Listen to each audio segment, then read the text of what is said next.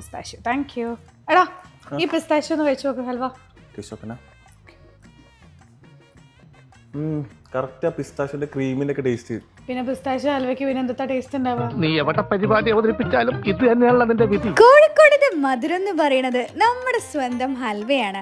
എന്നാലേ ആ ഹൽവയിൽ തന്നെ എപ്പോഴും വെറൈറ്റീസ് കൊണ്ടുവരുന്ന ഹൽവവാല ഇപ്രാവശ്യം ഒരു 3 കിടിലൻ ഫ്ലേവേഴ്സിൽ ഹൽവാസ് ഇറക്കിയിട്ടുണ്ട് കേട്ടോ. ഇതാണ് ഓരോ പിസ്താഷ്യോ ഹൽവ. കിടിലൻ ടേസ്റ്റ് ആണ്, സോഫ്റ്റ് എന്നൊക്കെ പറഞ്ഞാണ്ടല്ലോ വേറെ ലെവൽ. ഇതാണ് അവരുടെ മാംഗോ ഹൽവ, നല്ല മാംഗോന് ഫ്ലേവർ ഒക്കെ ഉണ്ടായിരുന്നു. പിന്നെ ഇതാണ് ഇവരുടെ കാജു ഹൽവ, ചെറുതായിട്ട് കടിക്കാനൊക്കെ ഉണ്ടായതുകൊണ്ടല്ലേ കിടിലനായിരുന്നു. പിന്നെ സോഫ്റ്റ്നെസ് അതൊരു രക്ഷയില്ല കേട്ടോ.